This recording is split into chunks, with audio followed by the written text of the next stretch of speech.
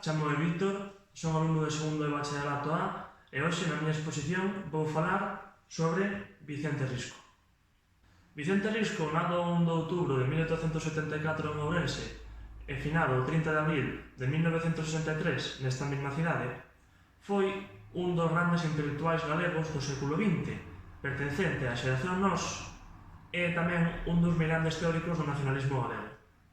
Ben, para organizar esta exposición, elaborei un índice que se compón de 3 puntos: a trayectoria, a ideoloxía e a súa obra. Vicente Risco era fillo dun funcionario de Facenda, por lo tanto, vivía nunha familia acomodada, non tiña ningún tipo de problema económico. Tamén cabe destacar que na súa infancia foi moi amigo dun dos outros escritores galeguistas máis importantes desta época, Ramón Otero Pedralla.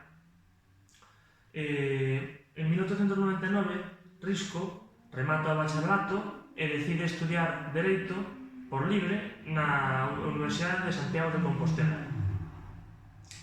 Despois, tras rematar a carreira, entra no corpo de funcionarios de Facenda con destino na súa cidade natal, Ourense.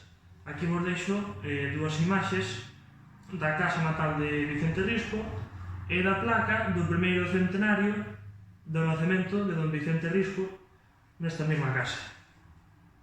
Nestas anos traballando en Facenda, Vicente Risco entrará no faladoiro na Comisión de Monumentos, onde coñecerá a distintos intelectuais galegos como, por exemplo, a Vázquez Núñez e a Cuevillas, que influirán na súa literatura. Tamén cabe destacar como influencia na súa literatura autores decadentistas ingleses e franceses que o poñerán en contacto co ocultismo, o orientalismo, o budismo e mesmo tamén o teosofismo. Despois, en 1910, Vicente Risco entra no equipo de redacción do xornal local chamado El Miño. Escribe distintos artigos de carácter filosófico e de actualidade. 2 anos despois, en 1912, coñece a Castelao e grava un dos seus discursos neste mesmo periódico. En 1913 marcha para Madrid a estudiar Magisterio, onde será alumno de José Ortega y Gasset.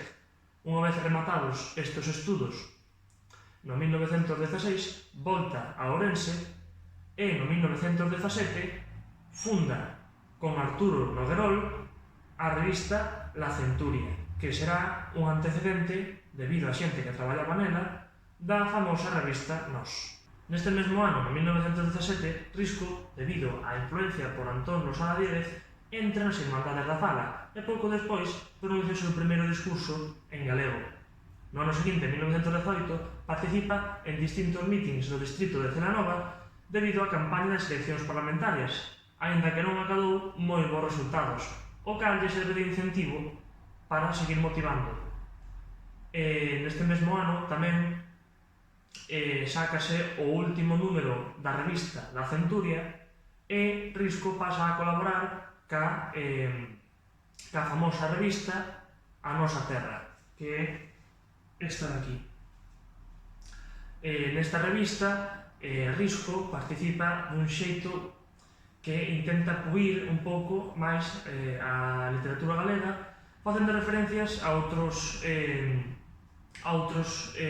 escritores foráneos, como por exemplo Alfons Rimbaud.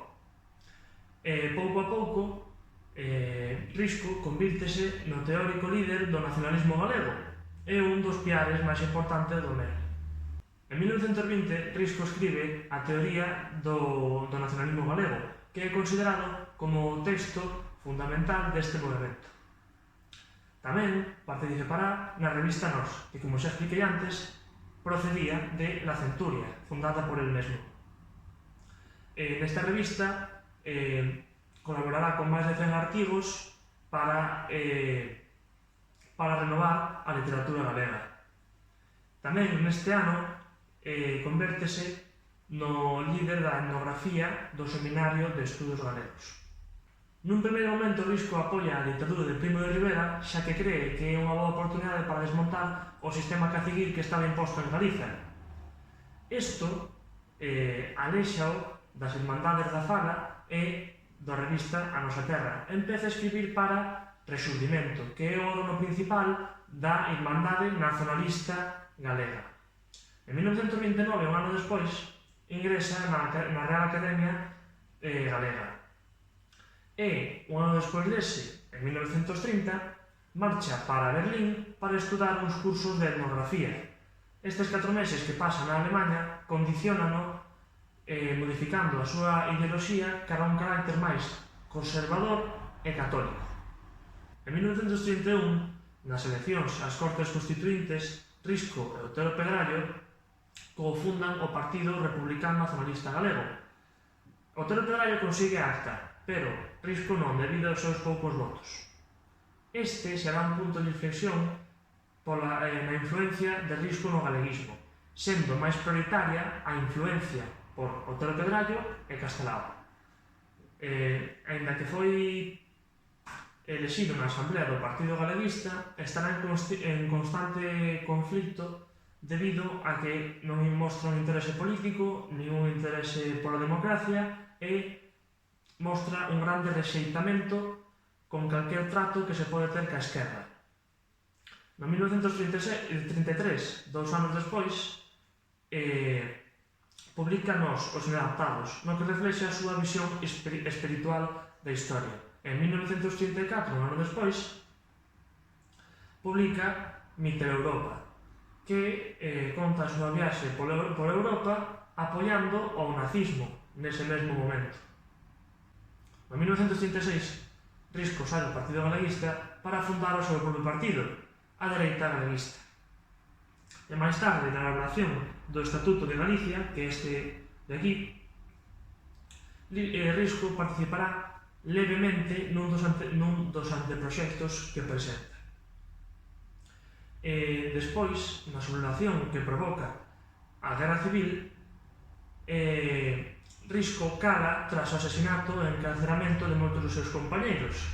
E, máis, posteriormente, no 1968, empeza a escribir para La Región, que está dirixida por os propios sublevados, escribindo artigos dirixidos tamén por os propios sublevados, o cal provoca un grande rexeitamento polos seus compañeiros no exilio, como, por exemplo, recolle Castelao simbolizando este rexeitamento na súa obra Sempre en Galiza, que dicía así: dicía Risco cando Risco era alguén. En 1945, Risco viaxa a Madrid e traballa con distintos periódicos e revistas locais, como por exemplo El Español. En 1947 publica Satanás, la biografía del diablo. E en 1948 volta a Galiza e, grazas ao esforzo dos seus amigos galeguistas del Riego e Otero Pedrallo, volve a escribir en galego, traducindo un das novelas máis importantes de Camilo José Cela, La familia de Pascual Duarte, que será traducida por Risco en 1951.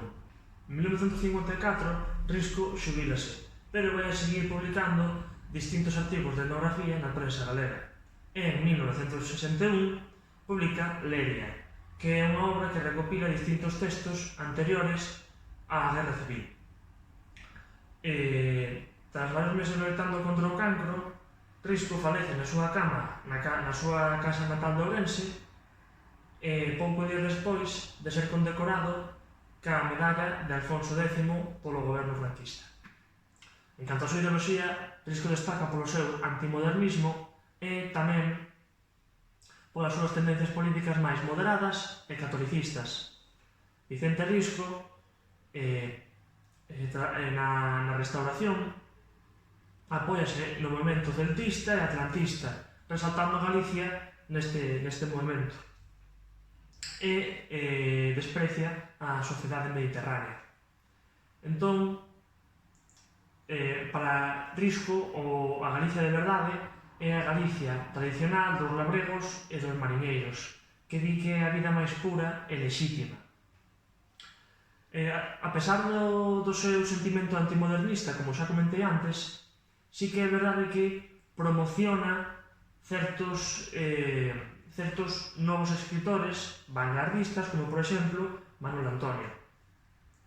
E ademais mostra trazos racistas que se van ir tornando a antisemitas, pero isto xa moito despois da súa influencia no galeguismo.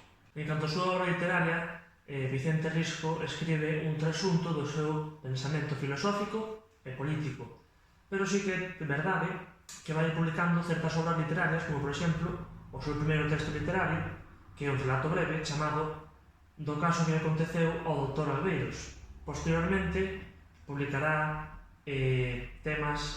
obras con temas populares, como por exemplo O Lobo da Xente, e nun ámbito máis dramático a Coutada, que é unha obra que basicamente básase na idea de volver ás orixes, basicamente volver aos devanceiros. Posteriormente irá publicando outro tipo de obras e tamén publicará a súa única novela, chamada O Polvo de Pé, que reflexa a súa visión espiritual da historia. Ata aquí a miña exposición. Espero que vos gustase moito, aprenderades un pouco máis sobre este importante escritor galego, Vicente Risco.